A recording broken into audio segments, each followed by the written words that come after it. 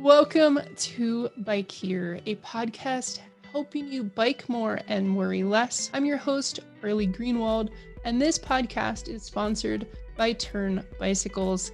Turn is my employer, and I'm so thrilled that they're willing to step up and ensure that this podcast is something that I can deliver to you every single week here in 2021. If you aren't aware of who Turn is, well, Turn makes bikes that fit into your life. And as a company, they're working to build a sustainable future based on a core belief in the bicycle, the ultimate high-efficiency machine. Today's episode is with Darcy Kitching. I interviewed Darcy almost a year ago to talk about her goals of going car light as she was picking up her new e-bike. And in this episode, I'm going to be checking back in to see how things have been going. Today, we are talking with, I'm going to call her Beloved because I love Darcy, but Darcy's actually been on the show before, and I'll link below when she was picking up her new e-bike. Darcy is who I think about when I think about changing people's perspective of the space around their children and how their children's daily life and the places that they spend time can really shape who they are as individuals. And as I'm going down this path of moving from Denver, Colorado, where I don't have to drive, to North Carolina, where I probably will have to drive, Darcy's, unfortunately for her, who I keep blowing up on text. And so I was like, hey, remember how we were going to have a follow-up interview after you bought that beautiful new e-bike? How about we do it now, selfishly? So Darcy, first off, welcome. Second off, congratulations on your amazing TEDx, which I will link below, which was all about reimagining streets for activity and belonging. So if you need to pause this podcast right now and go listen to Darcy, it really gives you, I think it was 15 minutes of who Darcy is and where she comes from. But Darcy, give me an elevator speech of who you are and what this podcast might be about. Sure. Hi, Arlie. It's so great to be back. I love what you're doing. And yeah, it's a mutual admiration. I grew up here in Colorado, and I think fundamentally, I'm a Gen Xer from the burbs, you know? I mean, I'm a really classic 80s kid who, grew up outside of Denver and just couldn't wait to get out of that environment and go somewhere a lot more interesting. I spent a lot of my time as a teenager in downtown Denver and the gritty areas where, that have all been cleaned up. And I was just itching, I was itching to get out of Colorado, out of Denver, out of just this, very kind of blah life that I feel like I grew up with. But I mean, honestly, I have to be honest. I did not actually have a blah childhood. I had a really amazing childhood. My mother was a teacher, and she took us on these amazing road trips. And we ended up visiting almost, before I was out of school, we visited 48 of the contiguous states. And then I ended up visiting Alaska with my mom later in the mid 90s. And then, since then I've visited every single state. And it's just, she was a real adventurer. And honestly, I credit a lot of my curiosity about other places and other ways of living and other peoples to my mom. She was a really talented teacher and someone who cared about and was curious about the world, So that's kind of how I grew up. She was a single mom, and my brother and I had a lot of great adventures with her. She was also a hiker. And so I think, I grew up with all the great Colorado influences. We went camping and hiking a lot. And so I wasn't really stuck in the burbs. I think it just felt like that a lot of the time. But I think that all those experiences really helped me. They gave me a perspective that not just the curiosity about what other places were like, what other people were like, but just a real desire to make sure that other people didn't have to get stuck in that that loneliness that I think a lot of us who grew up in suburban environments end up feeling. I didn't grow up in the burbs, but I definitely grew up not in a city. And being willing to explore, I think, is something we lose as an adult. And this is actually a good segue. Since the last time we talked, Darcy's now an author. It's what, Boulder Day Hikes? Is that what it's called? It's called The Best Urban Hikes Boulder. Perfect. I'll link to it below. Reach for a coffee. Okay. But it's that idea. Yeah, I caught Darcy just as she's drinking coffee. But to me, that book actually, COVID hit, so I haven't been able to take any of the hikes. But when we talk about urban hikes, it ties back into this whole idea of being willing to explore your environment around you. And I feel like as an adult, we stop doing that, or if you're used to getting in a car for all of your activities, you don't explore, right? You put in the destination in your GPS and find the fastest way there. And so much of that to me is really what we're stripping people of, which is why I love a bike, because I can explore the different routes to get where I want to go, and then I can share it. And that's something that I took away. Again, I haven't been able to actually take your hikes, but when I was going through it, I was like, oh yeah, like she's showing that fun, curious part of being a human that we take away from a lot of people unless they go on vacation and then they're a tourist and they're willing to feel that.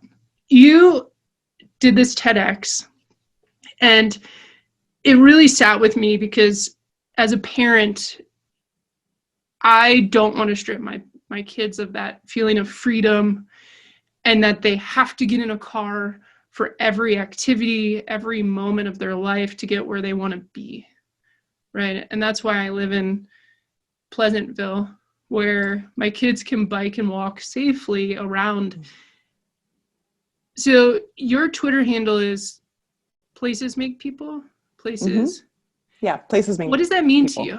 Well, I established my LLC, my own private kind of consulting business. And I named it Places Make People because that was at a time when I had done my master's in planning. I was kind of deep into and ready to abandon this PhD that I've been working on for so long. And what I had discovered through all my years of kind of research and work in the planning world was this, this balance between what we call environmental determinism and the kind of personal responsibility. And I forget the exact opposite to determinism. It's not coming to me at the moment. But so I wanted to name my company kind of provocatively Places Make People, not to state certainly that we are completely shaped by our environments, but to really explore that question of how places do affect and influence our behavior, even if we can't look at it in that totally deterministic way and say that the environment determines what we do. No, we actually have choices. We have, there are a lot of other influences, of course, on our behavior and on our choices about comfort and about our obligations. And, this quest for efficiency is a big part of that and the choices that we make. But I wanted to kind of do that a bit provocatively. And people, can be surprised by it. And sometimes they switch it around to say people make places. And I kind of wanted that to happen. I wanted people to have a little bit of mental confusion about that. Like, well, yeah, people make places, of course, but places also deeply influence our choices and our awareness of what's available to us. So this is something that riding the bike, since I got my awesome Turn HSD, that's really come up for me more. I mean, I'm invested in walking. I'm an active transportation, advocate. I love public transit. But being on a bike, you actually need, when you're walking, you can put up with a wide variety of levels of quality in the environment, right? You can step over a broken curb, you can make a beeline through a parking lot, or, kind of take shortcuts as they come to you.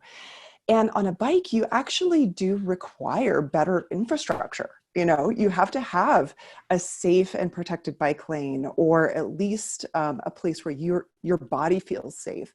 You need those multi-use paths to not have huge potholes in them, or to be flooded, or you don't. Like yesterday, I was riding with my son, and we take a typical route to downtown Boulder, and there was a huge chunk of the multi-use path gone because they're doing work in the area. And it was actually a little bit of work, to go around that and to figure out how to get through this parking lot back onto the other side of the path.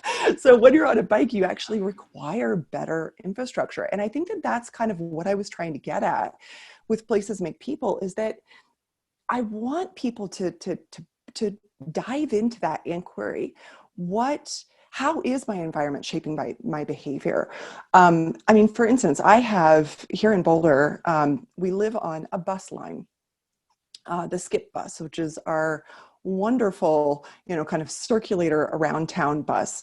And if I didn't have a bus stop right out on the street outside my neighborhood, I would be a lot less inclined to hop on the bus, and I might drive more often, or I might just not go some places. And I think I was part of a conference this past weekend that was so inspiring, and there were a lot of fantastic conversations about people with disabilities, and how having access to transit or other mobility options can be so inhibiting that some people with disabilities never leave their homes. Imagine being trapped because you can't drive. There's no bus nearby. There's no on-demand paratransit service. You can't walk. You can't hop on a bike.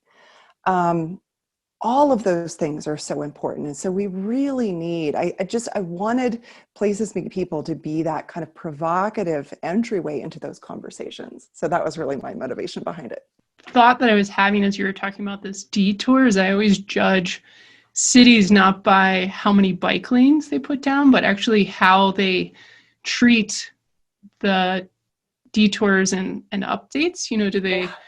Do they upkeep these bike lanes and bike paths like they would a road? And when there's construction, how do they think about that change? One of the questions I asked before we hit record was, last time we talk often, but last time we hit record, Darcy was picking up her new e-bike. She was about to ride it home, 40 miles to Boulder. And you live in Boulder, which is one of the most bike-friendly towns in the country. But how has having this e-bike shaped this idea for you? You can now take your son with you, which is good and bad, because you now think about, where you're putting yourself in a different vein when you have a child strapped to you that you love. How has that changed? You ride often because I see it, but how, from being a huge walking and transit advocate, have you kind of branched into the whole ecosystem of e-bike love? I do love it. And just last night when my son and I got home from our errands on the bike, my husband said, "You're using that bike a lot. It was a good investment." I was like, yes, I totally agree. But just for a moment, I want to go back to this kind of environmental maintenance question, because what happened to me when I picked up the bike from your shop in Aurora, or Eastern Stapleton area, I had mapped out what looked like a really easy route all the way home on dedicated paths, and it just really looked like it was going to be a straight shot, really easy. I encountered 4 detours on that ride home. And this was in January. Thankfully, it was a nice day in January. But by the time I had gotten, to Westminster near Boulder, it was pretty windy and it was cold. And there were, like I said, there were 4 places where detours were were required. And I was brand new on this bike. I had never used it before. And so it is heavy. And there were places where I honestly did not know where to go, how to get back on the path system after I had left the section just before it was closed. And so to me, we use in planning, we talk about wayfinding and the importance of helping people find their way. And usually that's through signage, painted symbols. And I tell you, that ride just reminded me how absolutely important good wayfinding is. The Sand Creek path, close to where your shop is, they had a map on the fence just before the closed section, so you could see where to go, but I still wasn't really familiar with the area. And so it was a little bit challenging. I had to keep in my mind, it took me so much more time than it should have, because I just had to navigate around all of those barriers. And so, it really brought home for me the importance of wayfinding, especially when you've got a heavy bike and you're not really sure how to use it and you want to stay safe. I mean, I found myself on streets a couple of times where it was scary. So, and you don't know what the street actually is, and yeah.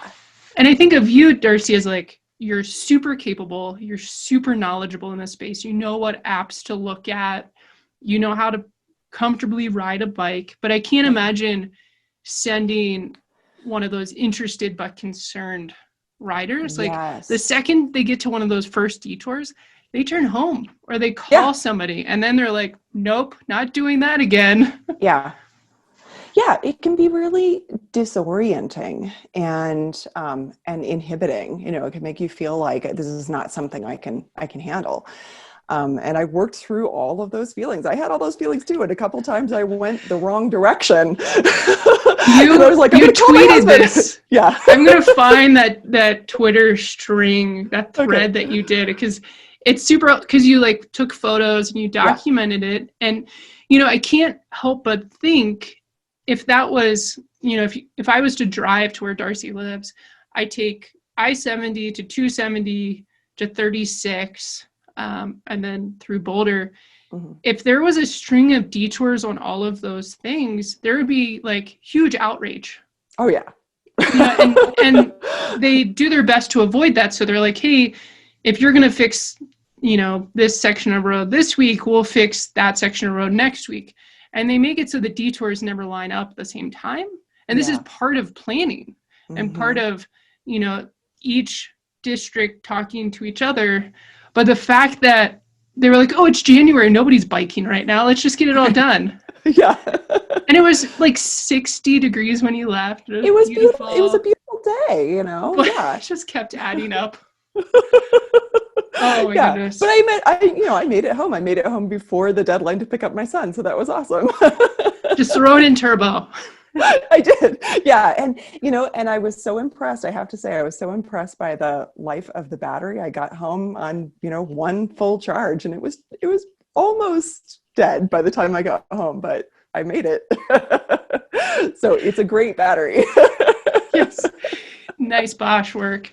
Yes. So Darcy, how is owning this bike now almost for a year? Because we're recording this middle of November. You purchased it in January.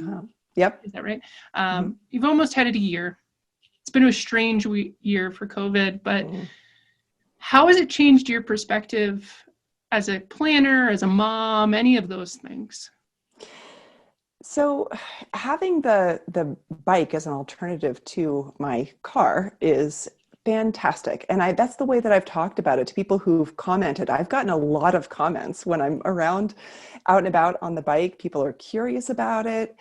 And I say it's a car replacement. This is a tool that you can use to actually replace car trips. And I love it. When people see me packing those panniers full of groceries, they're like, how are you doing this? I'm like, it's easy.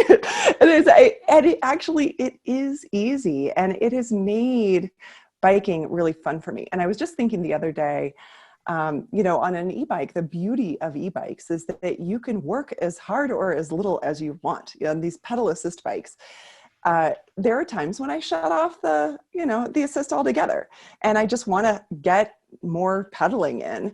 And there are times when I'm tired, at the end of the day, at the end of a ride, when I do bump it into turbo, and it's awesome. And you can feel the boost kicking in, and it feels so good. It's like this little relief. So there's so much joy. And I think I've mentioned that before, that it brings more joy to travel. When you're in a car, especially when you have a child in your car, I have a Subaru Outback like every other mom in Boulder. And there's an awareness. You have to be so much more aware of all of these moving parts. I think riding the bike has helped me notice how much of me is working, how much of my mind is working when I'm driving. And of course, you're fully engaged and stimulated when you're biking, maybe even more so, but it's easier. It's relaxing. Especially if you have dedicated path networks, good bike lanes. Of course, where you have to manage your body in space alongside cars, it can be really stressful. And I think that that's where we have to work as planners for more environments, for more infrastructure that does make biking easy and for everyone. This is where it's made me so much more aware of the need for protected bike lanes for others like me who have their kids out on their bikes. And there are so many parents, not just moms, but dads too, out on e-bikes in Boulder. And I think about other places where we would really love to encourage more bicycling, but it's hard and it's stressful. Bicycles are such a accessible form of transportation for so many people. Even a $4,000 e-bike is cheaper than a car, and the maintenance is a whole lot cheaper, of course. So, and of course you can get, different levels of bikes. So it's potentially a wonderful, equitable mode for more people in more places. But we have to make sure that streets are safe for everyone. And part of what I talked about in my TEDx talk, and I hope that this really resonates with people, I tried to talk about how the kinds of places that we make for people who look like you and me are, most planning kind of has this middle class white person sort of analog, right, in mind, and not necessarily consciously, but that's just kind of how things are done. And planners are primarily white people. White males. So we're just designing for ourselves. Yeah. Exactly. Designing for ourselves, designing for this kind of character that we think represents everyone. And it's kind of like in medicine, I'm sure your wife is well aware of this. Like in medicine, white males are the typical test subjects, and they don't represent the experience of everyone, of course. So in planning, it's the same way. And in my TEDx talk, I really tried to get at this awareness. I want people to be more aware of how streets are not safe for everyone. People of color and people in lower income neighborhoods are disproportionately subjected to higher traffic levels, not just speeds, higher speed traffic because of arterial roads, but also higher levels of traffic and fewer options. So that those are places where protected bike lanes and multi-use paths could be more helpful, but only in cooperation with people who live there, and only in the way that they want it to be done. Because that's another thing that we end up doing a lot of times is we think, oh, just, bike lanes everywhere, which, could be really awesome. But at the same time, you have to look at the impacts of infrastructure, and you have to really be honest about how do people need to get around. For people who work night shifts and who are in kind of risky jobs or in areas where they don't feel safe. I mean, taking a car is just going to, that's just practical and realistic for a lot of people. But how can we make more active choices easier more often for more people? And so those are the kinds of questions that I'm asking now, and especially with deep engagement with communities, because I really think that this stuff can't be done without that. I mean, you have to respect differences in experience, differences in values, and while we try to create really contiguous and sustainable networks where people can get where they need to go on bikes and by walking and by transit, we also need to be aware of how the whole system fits together and what kind of accessibility people really have. So that's what I'm trying to kind of focus on these days, is really looking at that question of accessibility. What does that mean for whom? And how can bikes and walking and transit be a bigger part of that? We talked about friction a lot, and you talked about this in your TEDx, but how do we make it so biking and walking are the easiest options instead of the hardest? Yes. And I think about that a lot where I'm living. Like, if it's unsafe, difficult, not possible for my children, I'm going to drive, right? Like, I have a car if I need it. And if any of those things don't add up, I'm going to drive. And that's okay, right? Like, if you feel unsafe, I'm not going to shame you onto a bike. Yeah. And one of the things I've been thinking about a lot, Darcy, as we go through politics and elections and all those things, here in Denver, we have like 8 or 9 districts, and all these districts have aides, right? And this is pretty, even if you're in rural towns, like you have a mayor, but none of those kind of have that rolled down, designated, like in a city, the mayor has a Department of Transportation, Department of Housing, those things. And why don't we have that in a micro level in our communities where, right now, a lot of communities don't have vocal advocates for transportation, because you know what? They're advocating for better education. They're advocating for one of the 30 different things that we all need for daily life. Yeah. And, why we don't have that built in micro levels in our communities, because we look to, in my district, we have one councilman for probably 200,000 people, and how is he supposed to keep up with these detours on the bike paths that impact his citizens? Or, he's worried about bigger picture, like development and how the big highway expansions hitting him and schooling and things like that. So it's something that I've been sitting with a lot, where we look at advocacy groups to fill in these holes, and, why not at a government level do we, pay small stipends to local citizens to be part of a smaller council for people? Yeah, that's a great question. And, all of these things are really locally specific. So in some places, I mean, Portland, Oregon is a good example of this. They've got those neighborhood planners and people who are dedicated to smaller areas, which is fantastic.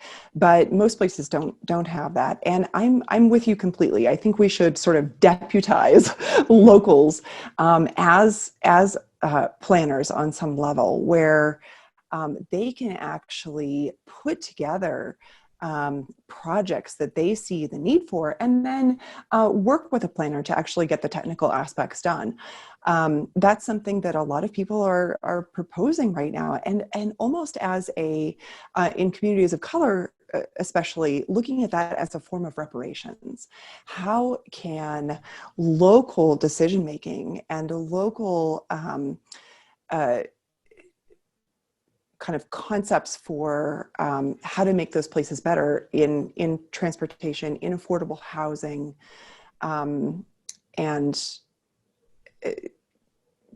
improving infrastructure that has been long neglected. those are all in conversation. And I think that that's really important. There are some amazing people. Somebody I have been following closely is Dr. Destiny Thomas. She's an African-American planner and anthropologist out of Oakland, and she's brilliant and amazing. And that's one of her ideas for reparations, is to really empower and deputize, locals as planners to remove this level of professionalization that separates local residents from decision makers. There needs to be more capacity for local people to get things done. I'm completely in line with that. The analogy as you were explaining those things that came to mind was like a school's PTA or PTO. Yeah. It's not the principal's job to get everything done, and so active, caregivers get on whatever PTO group that they're interested in. And that just kind of spreads the weight of it, but it also takes whoever's passionate about that one thing. And like in my community, I can't think of the same idea for transit other than like a group of friends that like will show up to an event. Yeah. It's not an organized thing that the city councilman asked us to do. It's just me in my spare time, and therefore I don't have a full knowledge base either, because no one knows that I'm in that space unless you look for me. So I always think because, the schools near me, we're in Denver Public School, but our schools are so great because of the parents and care providers' time that have fundraised, really taking it on themselves to make the schools better, and not just waited for, the DPS group to fund down. They kind of like funded up. And I'm going to link to, what was her name? Dr. Destiny? Dr. Destiny Thomas. Did she have the roundtable a few weeks ago of like people of color in planning? And it was like something during lunch. There have been a lot of great conversations, and I think she's been involved in many. She runs a consulting firm called the Thrivance Group, which is one to watch. I mean, they're fascinating, and I love her work. So, but no, I think you're right. I think that there's the PTO kind of model is a good way to think about it, because then the principal of the school is kind of like the local planner, like somebody who you could take an idea to, or take your activism or your mobilized resources to, and say, we want this done with what we've created. And we should definitely employ that kind of a model. I love that. And I think on some levels in the transportation space, Safe Routes to School kind of does that. So there are local Safe Routes to School coordinators that help school connected people to do, walking school buses or bike trains. But a lot of that, it's all really kind of left to local parents. And how can we take that model and integrate it more into the variety of needs that people have in communities? Because infrastructure is connected to how we move around. The transportation systems are the connective tissue of our communities. How do those relate to affordable housing needs? How do they relate to access to employment? There are a lot of different questions and needs embedded in every community, but having more ways for people to have a voice in how that's done is absolutely essential to helping people remain in place as places change, but also to just improving quality of life, Your Safe Routes to School example is a good segue, because one of the questions I'm always bugging Darcy about, you have experience. Boulder did that, the map designed by kids. What is it called? Yeah. What is that? It was initiated by an organization called Growing Up Boulder, and they put together this child-friendly city map. So it's the first child-friendly city map in the country. There are others around the world that they used as models, but yeah, they put together the first one, and it was deeply informed by children, a very diverse array of children and families. So it was a great project. I'll link to that because it really struck me, because as a parent, I definitely look at things through a different lens now. And Darcy, that was a question I had for you. Did Places Make People LLC happen before Owen was born or after? Yes, yes, happened before. So how has that changed your perspective now that, you know, I've been able to spend a decent amount of time with Owen, and he's what's fun is he's such a curious child, and you know, obviously he has you as a parent, but how has Places Make People and the idea of this changed as, you know, you started it before being a parent and now you are a parent? And how does that impact, you know, not only you as a parent, but as a planner? Right? Wow. We might have to like have segment number 3. Not influence. Right? I mean, being a parent does fundamentally shift your experiences of places. And I think what's built into our environments is our kind of national obsession with efficiency. And when you have a child, your level of efficiency changes dramatically. Yeah, you're very efficient, but it might not be the output and the hustle that people want to see. Like, you're very efficient and multitasking. Yeah, well, right. But what what I mean is sort of from getting from A to B, or like transit.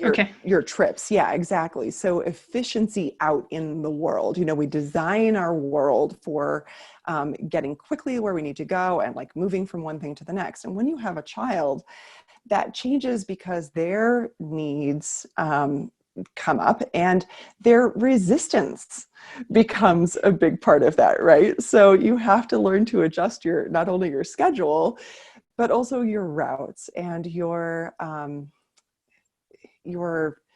modes. I mean, it used to be really easy to just hop on the bus, go out, walk a long distance.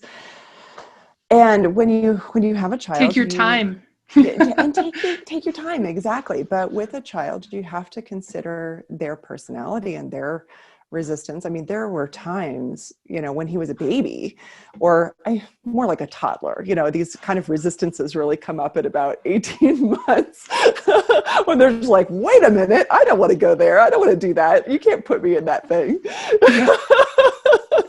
So, but for a long time, I could just throw them on my back in the backpack and go on a hike, and that was great. But when they hit about 3, that all of that shifts, and you have to be willing to change just your the number of things that you get done, and how you get there. So Owen is my son.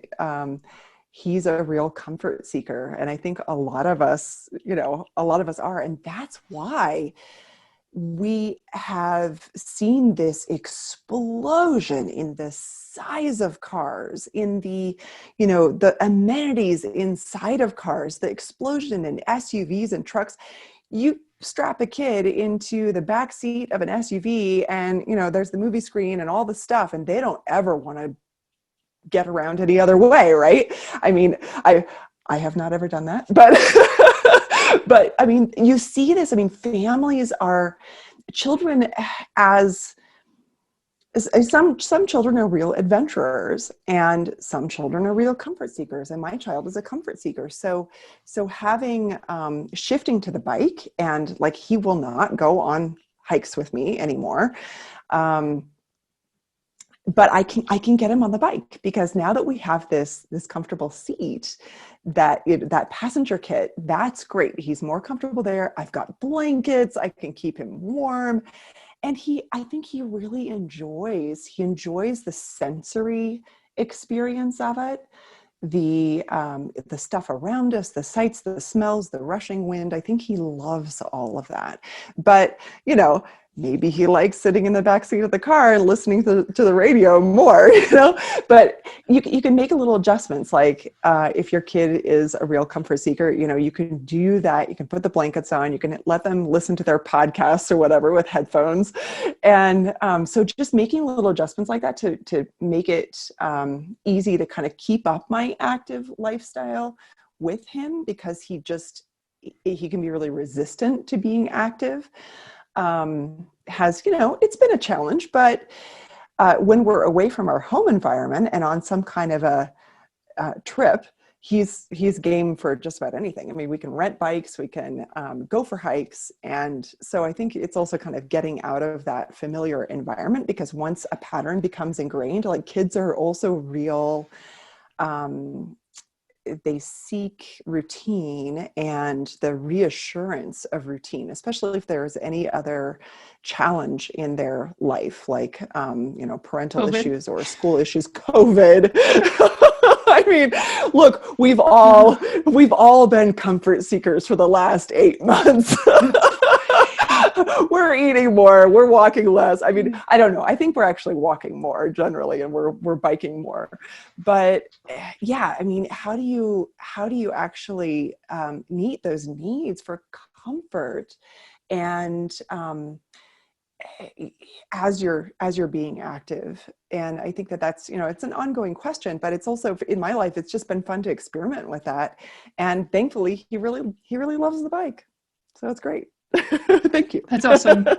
Yeah, you're welcome. It was actually going through the process of you testing out bikes. That was part of the core component, right? Was you could be happy on probably any electric bike, but what would Owen feel comfortable and safe on, and mm-hmm. testing different seats and things like that. Because for me, my kids have been trying cargo bikes since they were 6 months old.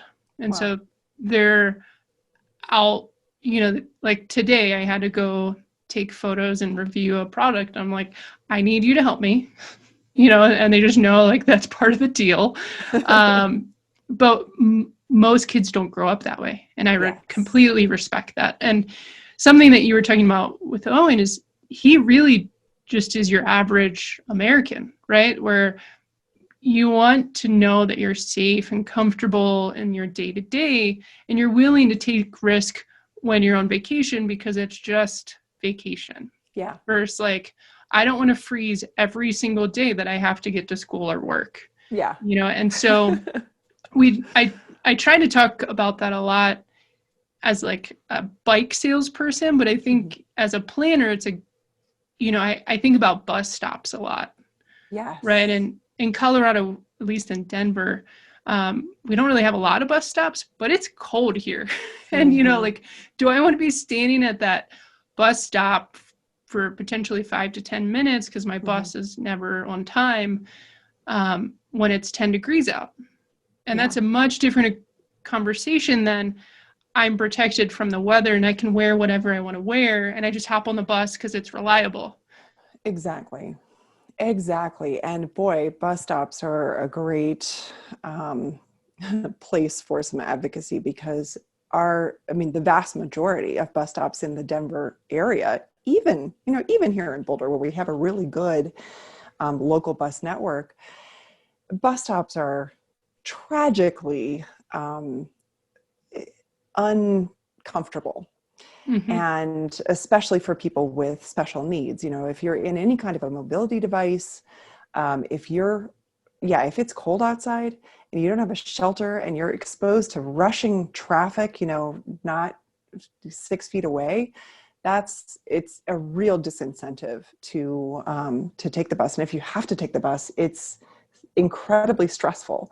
So yeah, in transportation planning, we talk about low stress networks and how to decrease the stress of the entire transportation experience.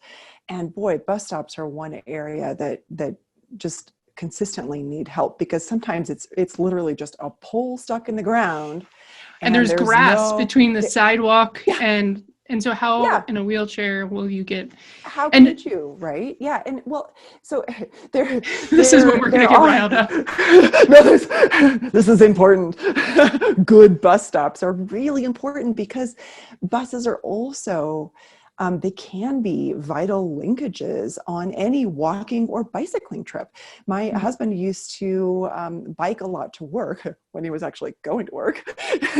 And to avoid biking up the hill, he'd put his bike on the front of the bus to come home. And, the bus drops off right outside of our neighborhood, which is really convenient and wonderful.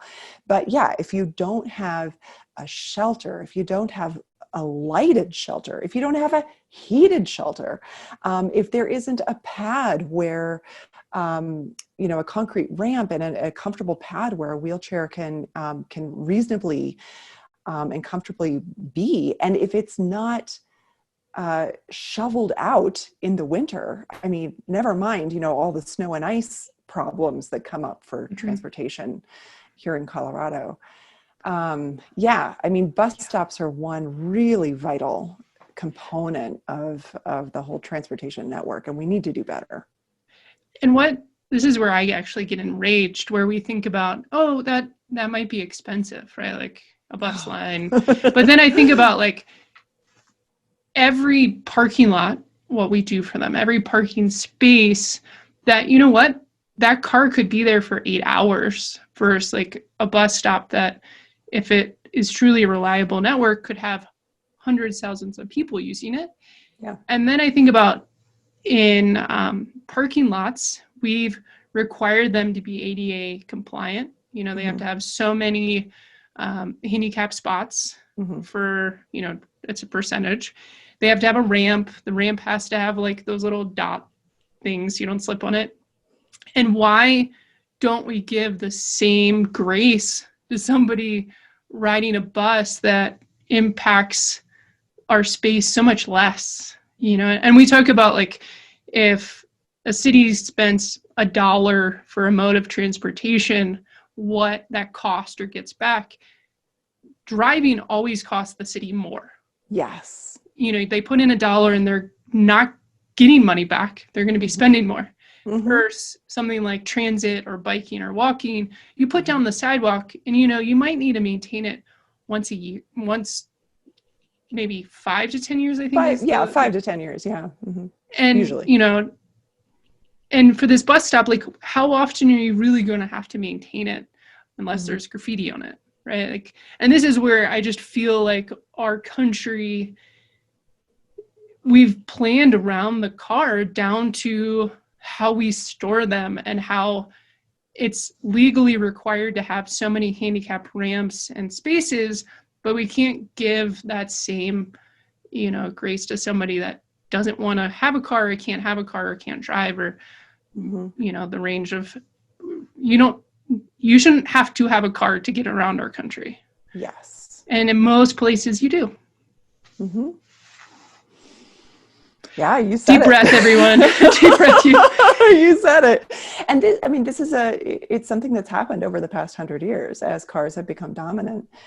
And it's amazing, but it was, fairly predictable. There's the media around car, the car encroachment upon American life, and then, dominance in American life is fascinating. I don't know if you ever listened to the War on Cars podcast. Yeah.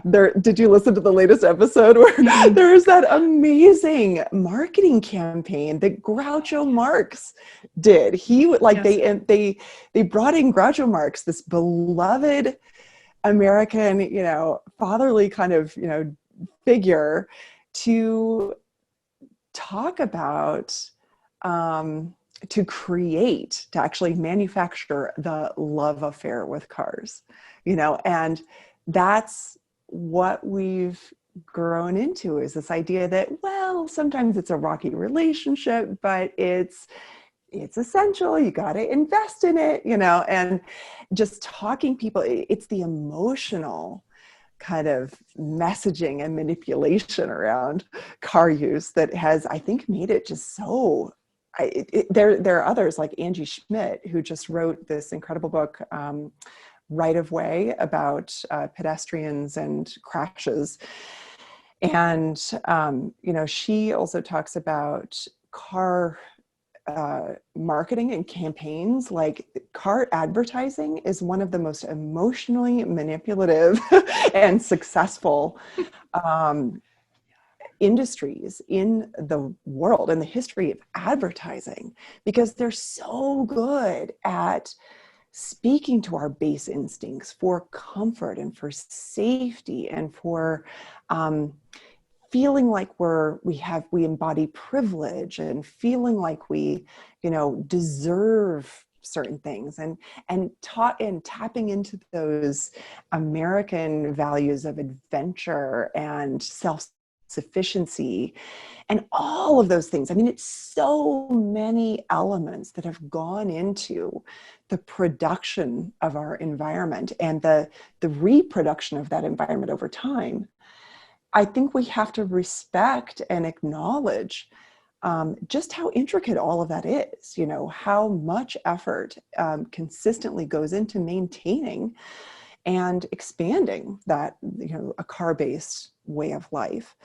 So, when we try to elevate the little guy, the actual individual human being, and all of our needs and desires and wants, and try to talk about how much healthier we could be, how much happier we could be, how much more connected, how much social division we could do away with if we just fostered more activity. And so that's what I tried to bring up in my TEDx talk too, is this idea of belonging.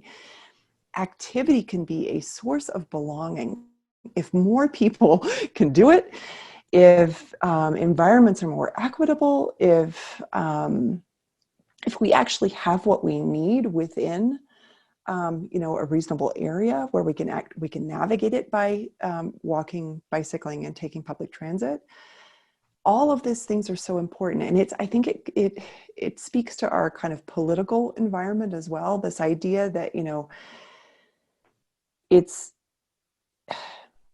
everybody wants a good life, but how we conceptualize that good life is different, because some of us are thinking of the common good and some of us are thinking about the individual good.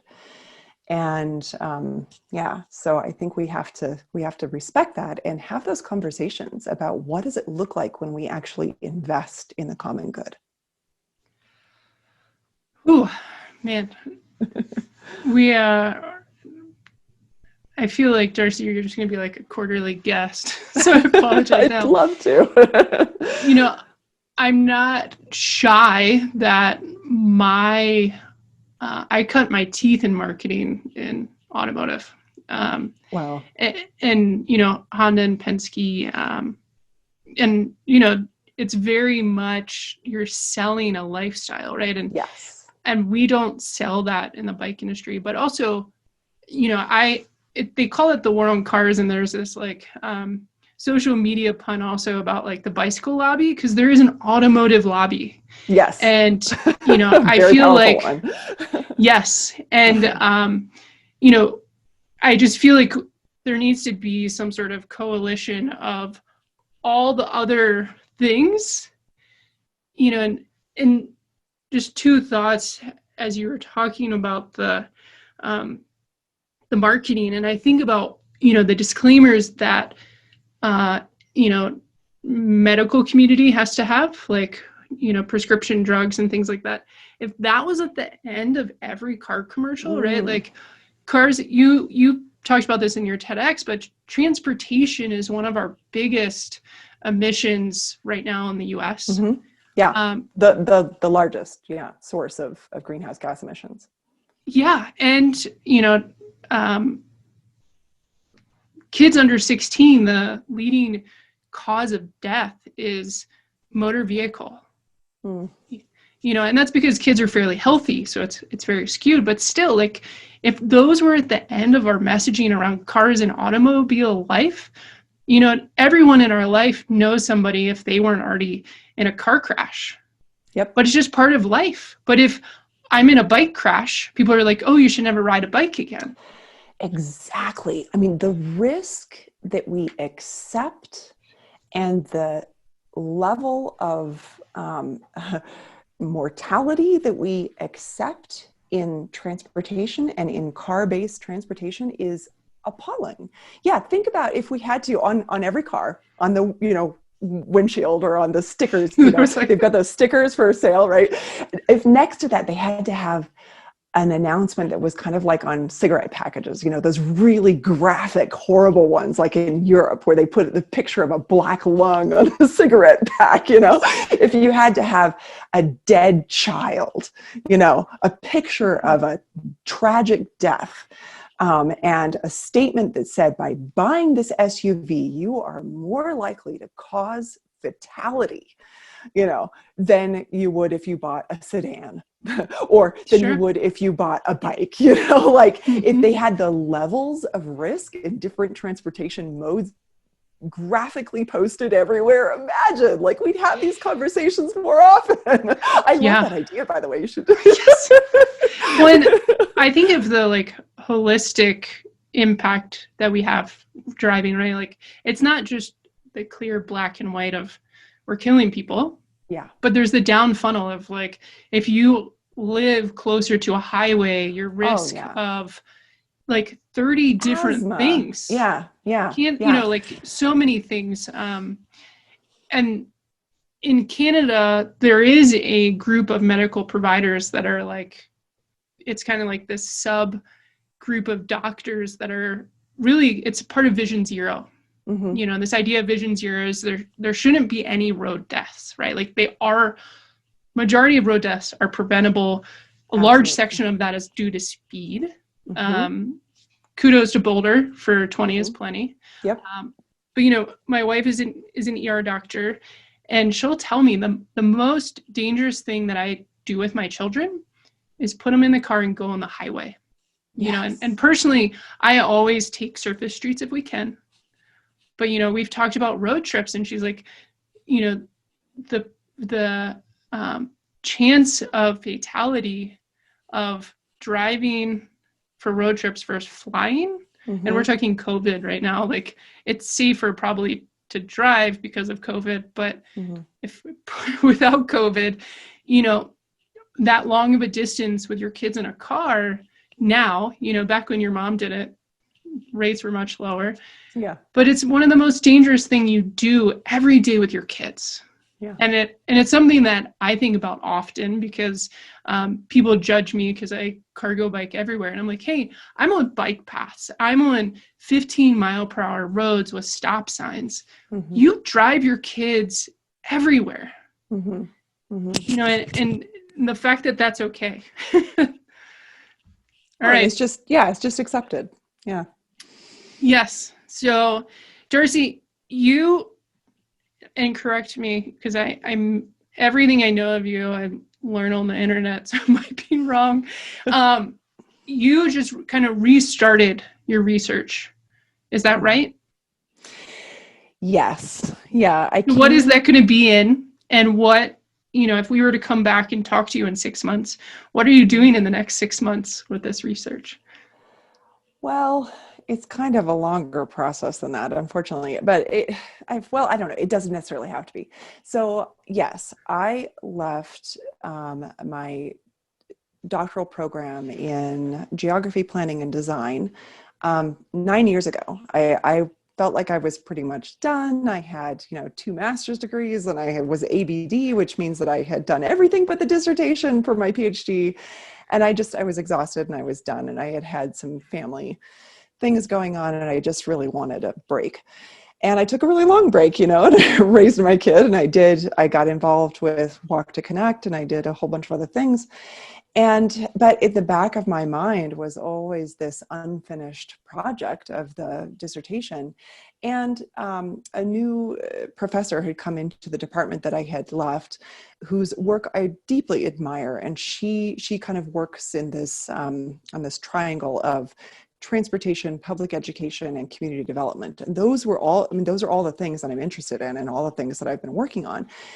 And so I contacted her and I just said, look, is this, could I possibly finish this thing? And so I reapplied, re-entered the program, and they accepted me as a candidate, which is great, which means I just have to write my dissertation. And so I've gotten, with all the work that I've been doing over the past several years, I have some great contacts in transportation, especially here in Boulder County. So I'm actually developing a dissertation now on a study now on basically looking at school-based transportation throughout Boulder County. So we have two school districts, the Boulder Valley School District and the St. Vrain Valley School District. And they're quite different. They're different demographically and they're different kind of spatially. St. Vrain is all the northern half of Boulder County. BVSD is the southern half of Boulder County. And so I'm looking at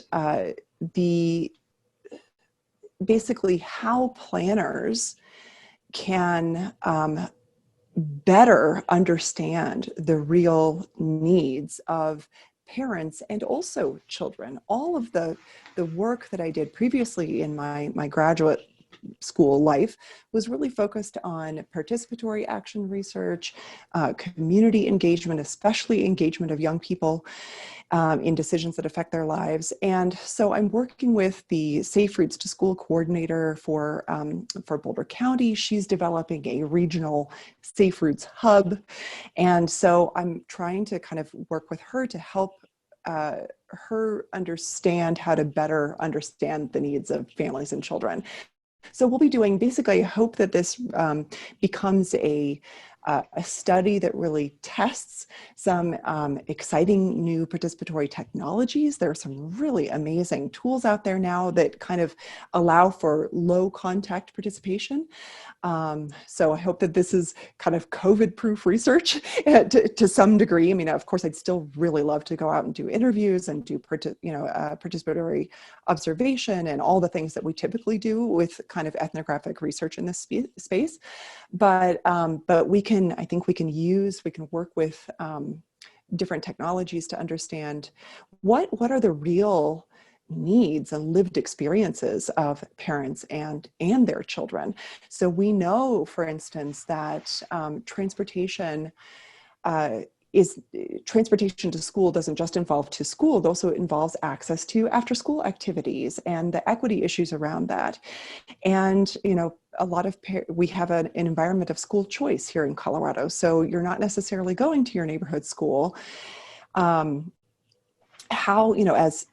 as parents are making choices about where they're traveling, once we actually start traveling to school again, as they're making those choices about where they're traveling, how does that fit in with their need for housing, affordable housing, and for their employment opportunities? So, I mean, it sounds really big. What I'm trying to home in on are those participatory strategies that planners can use. So kind of like, what do planners know? How do planners know what they know? And especially about families and children. So I hope to engage some kids and some parents and really kind of get into that space of how planners can do better to understand the needs of the people that they serve. Wow. What is your timeline for all of these? My goal is to graduate no later than spring 23. So that gives me a couple of years. So what I'm hoping is, so right now I'm working on my kind of background literature review, revising a research plan, sort of a proposal. And in the spring, I hope to have that all finished and go through the process of the institutional review board to actually go out and do research with people. And then start collecting data next summer, fall, and then write that up and analyze it. And hopefully, ideally, I would graduate in, December 22, but we'll see. That might be a little ambitious just based on all of the constraints that we're facing right now.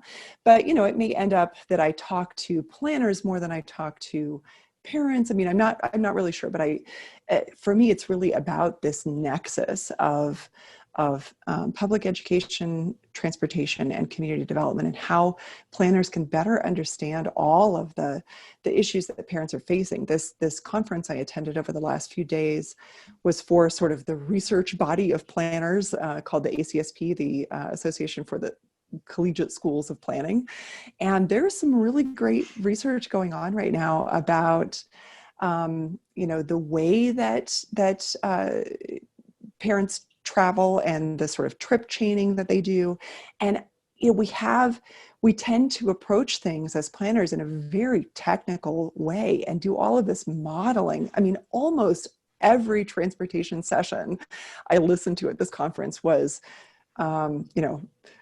male dominated, first of all, but also very quantitative. And anyone who did qualitative research in that space was really praised, because we know so little about people's lived experiences. And it's hard to scale up that information when you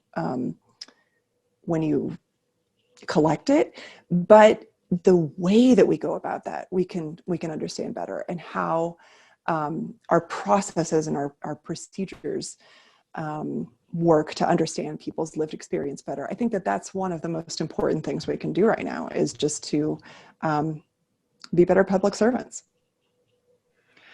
Ooh, that's a good, the election just ended well, I don't think it will just continue, but that was, yes, we all need to be public servants in this space to be a great country. So I think we've all become very selfish, and your efficiency that you keep talking about, I think, is in that, where you have to be selfish to be efficient, but we're lacking that data point of how do people actually feel in this space, and how do we make it safer and feel better so that they want to do it, like your son. If he doesn't feel safe and feel comfortable, he's not going to do it.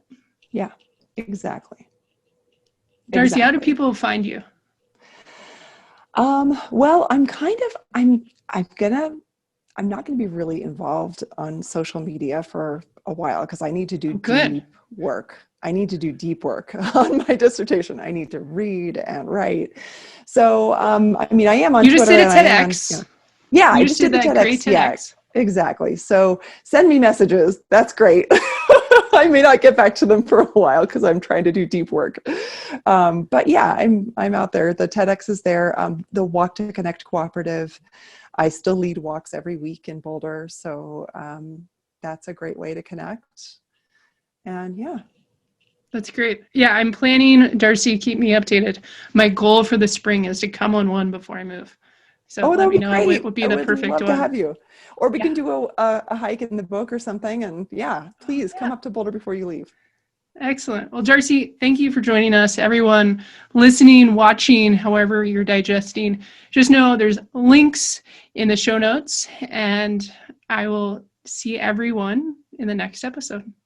Awesome. Thank you so much, Arlie. Thank you so much for joining us on this podcast. And if you're looking for show notes, make sure to check out bikehere.com for notes and links to all the things we discussed. Until the next episode, this was Arlie with Bike Here.